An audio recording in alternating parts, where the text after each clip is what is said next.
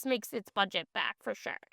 Oh, yeah. I mean, hands down, give it. I mean, it won't be on the same pace as the Minecraft movie. Yeah. But hello and welcome to Cassette Take, where you can eject wherever you want, but please don't forget to rewind. I'm Ethan. I'm Annmarie. And Annmarie, what'd we just go see? We just got out of seeing Sinners. Sinners, a film by Ryan Coogler. Oh and my god. is holding a wonderful 98% on Rotten Tomatoes. Wait, it is? Yeah, I'm pretty sure. Last I checked, let's get this. We're gonna get an update for you all. All right. Breaking news. Breaking news. This just in as of anonymous date. If internet would not be so slow, you'll find out in just a moment that is indeed with 299 reviews. Yo, this is going to be review number 300. There we go. Rotten Tomatoes, come on, hear us out. Yeah, 299 reviews. It's at 98% for critics and a 97% for an audience score on the popcorn meter. I get it. That's like all my review. I'm like, I understand. I get that. Yes, I get it. This movie is just rad. I love it. I'm not even gonna hide nothing, no suspense. I love this movie. Is just rad and fun, and just takes multiple genres, shoves into one. And I don't think the marketing really did this movie justice. Oh no, not at all. No, and I know that I'm just throwing all my thoughts into a nutshell here, but honestly, after coming out of this movie, it just really feels like that's kind of what the movie does. It's just so many different elements from different parts of different genres coming together and flowing so fluidly and seamlessly together throughout this movie, and it is so well done. Well, let's just say this. Ryan Coogler is the man. He so is the man in this. He developed because he wrote and directed this, he developed such an amazing story. And oh my god, I hope this movie just does well. That's all I want for it. I mean, Ryan Coogler is easily becoming one of the great American auteurs in regards to filmmaking. Yeah. He is top-notch in just about everything he does. And of course, he has to, bring along his trusty, faithful companion, Ludwig Göransson, to everything. And gosh, they both rock it together. Oh my god. We always say that we're going to listen to the soundtrack after the movie. I'm listening to the soundtrack after this movie. Yeah, Ludwig Göransson, for all you guys who don't know, he is the composer for The Mandalorian. He was the composer for Oppenheimer, Tenet. I mean, he's done so much more, but those are like the big ones. But gosh, he also did the score for this movie. I believe he went to college with Ryan Coogler, if I'm not mistaken. That's why they're so close and buddy-buddy. He also did Black Panther, I believe, like the music for that. So they've been, they've had a very strong friendship over the years, and they came together for Sinners here. And my gosh, not only is it just a great score overall, but it really plays to the tune of what the movie is trying to get across with the whole genre bending, genre mixing, take genre toss into salad. I don't know what you want to call it. Genre salad. Genre salad. I mean, it's wonderful. It's just such a great, rad film. I think rad is the true descriptor of this movie. And once you see it, especially with that third act, you'll know exactly what I'm talking about. There's one scene in particular that really incorporates music, and that scene blew my mind. It's beautifully edited. It's perfectly shot. The music is such...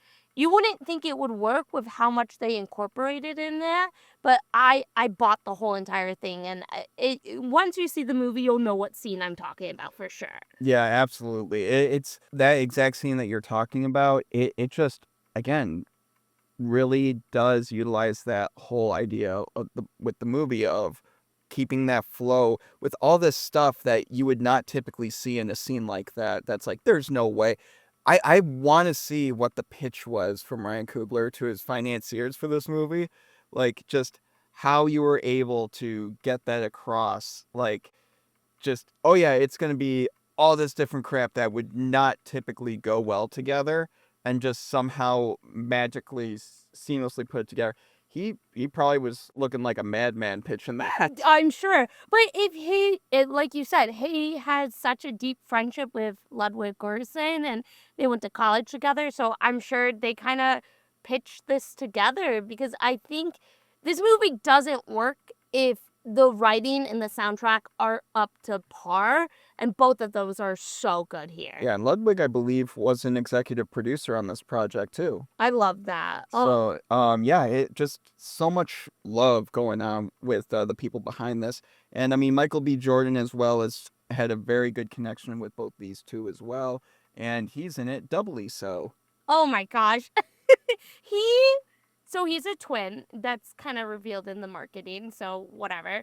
But he plays both of these characters so freaking well. Like, if you know those movies that you don't really buy that there's two of them, I bought that he was a twin. You know what? It's the exact dynamic I wanted to see more of in Mickey 17. Yes. Oh my god, yes. Yeah, it's just, why couldn't they do more of this where, like, it's more about that, the playing off of these two different characters that look alike, that, well, obviously are being played by the same actor, but are so different so many ways. And it's just such a great exploration of self as well. I didn't even think about that. That's like a perfect explanation too. It's just Mickey 17 but better in that sense. Yeah, absolutely. At least in my opinion. I know there are some people that like are praising Mickey 17 like intensely, but I don't know. For me, I think Sinners is the one that does that whole weird trend of one actor playing two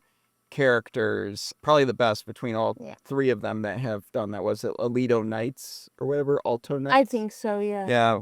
It's just incredible with what this movie was able to accomplish. And for all you who don't know, this is indeed a vampire movie. And I gotta say that the marketing in this movie did kind of let it down. I mean, not revealing that it was a vampire movie, but revealing as to who some of the vampires are. Mm-hmm. I'm not going to go into too much of it because I'm not their marketing team, and I'm not going to reveal that to you. I think you should go see this movie and explore that for yourself and be truly kept in that wonderful rubber band of suspense that Ryan Coogler likes to tug for you. Yeah. But yeah, it's just, I'm really disappointed in the marketing team that they would reveal a couple of those vampires to the audience. I'll be honest, I agree. I think the marketing team kind of failed this movie a little bit. I do think it's a harder movie to market just because we talked about it right away. It's not really like a thriller. It's not really like a horror film. It's kind of it's something different and unique, but I honestly thought this movie was going to go a completely different direction. I thought Michael B. Jordan, the twins, were the vampires, and no spoilers, but it was just a very different direction than what I thought I was going to get. So, Yeah, absolutely. And it's exactly as Haley Steinfeld describes herself in the movie. Very a mixture of many different things. So I love her. she is wonderful in this movie. Everyone is wonderful in this movie. And I want to really shout out the main lead. I mean, not Michael B. Jordan. I mean, he's wonderful, and I think that should be no surprise to anyone. But But Sammy, the main yeah, lead. the actor who plays Sammy, oh my gosh, he does such a great job. He has a And great voice. his voice is incredible. Mhm. Like, to sing, to act, to really like convey that grand sense of emotion, and his voice carries in more ways than one throughout this movie, and it is truly a sight and audio to behold. He honestly killed it. I'm so happy that he had such great voice and presence. Yeah, Miles Caton, I believe his name is. So just excellent job to him. The main vampire, who I don't think this is a spoiler, but the main vampire that we see at the beginning of the movie to kind of start everything off, played by Jack O'Connell, I believe. He just phenomenal job, like almost charismatic at times. That's Jack O'Connell? I believe so. Oh my gosh. I didn't even recognize him. That's when you know a movie's good, when you don't even recognize like the character or the actor. Yeah, absolutely. I'm gonna double check myself on that because I'll be honest, Unless Ethan's wrong, you guys, which I'll be honest, I was going through the cast night. He was like the one. You know what? Yeah, never mind. Okay, Breaking news, Ethan was correct. for once in my life. But no, yeah, he killed it. Like again, charismatic, but like that good balance of charismatic and evil, and just it's so sincere and everything. Like his performance is so sincere in every way he goes about it with the Mhm. cadence and just really fun he has with the role. And everyone in this movie just seems to have a blast with it. It just feels like a great like I'm shocked that you see the Warner Brothers, like a big studio label on this movie, because when you watch it, it just feels like a much lower budget. Yeah, I mean, I know relatively speaking, Mhm. it is a lower budget movie, but it feels even lower budget with what this movie, how this movie conveys itself, but like in all the right ways, where it feels more at home and comfortable with every way it goes about its movement. And I just feel like Ryan Coogler, Ludwig Göransson, they just really were able to exercise their what they've experienced with independent film, like really show their heart at for independent film in this movie. Well, that's the best part when a big studio allows these creators the freedom to go and create something without studio interference. And I feel like Ryan Coogler has finally gotten that green light where he can go make something like this and it can do well. I read a stat. I thought this was insane, but this movie made back 65% of its budget in 48 hours. That's crazy. Yeah, that's incredible. It's 90 million budget, and again, we know we have to count in marketing, so it's probably around 180 because you got to double it.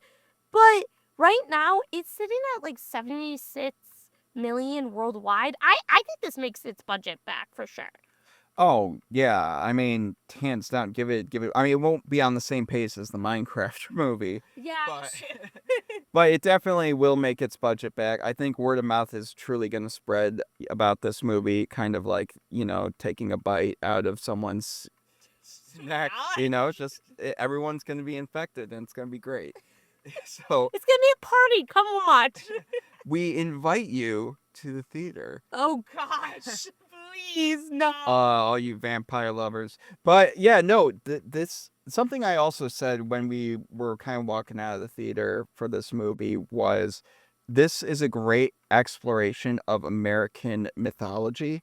And, I feel like there's not really too much of an American mythology other than kind of, like supernatural, like CW supernatural show, which I feel it takes a lot of things from different cultures, but like makes it more blends it with a bunch of American ideas of mythology of what creatures could be out there, what lore there is, and witchcraft, etc., and voodoo. Like, I mean, it's the same thing with this. And I think if you like the show Supernatural, you would also really like this movie because it does capture that essence of like a vampire hunter or like a Americana exploration of what a vampire hunter is or what like the lore would be and just how there could be potentially here a bigger world outside of vampires as well. And the lore is just so expansive and incredibly vast and ambiguous that it just feels like the scope is endless with it and it feels real to a point.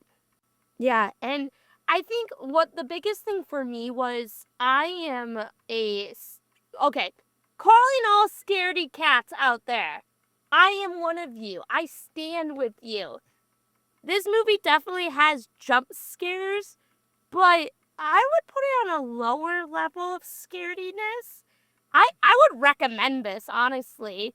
And like you said, I feel like yeah, vampires is kind of feel like become so Americanized in a way, and I think this movie really plays into the mythology of that. So it was super cool in that sense. Yeah, and I mean, again, it doesn't only handle vampire lore, it handles like a wide, vast ideas of different lore. Mhm.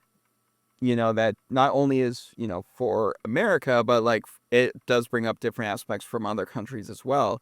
But again, it truly does make it feel like, oh wow, this could have happened in America, especially with the idea of what blues.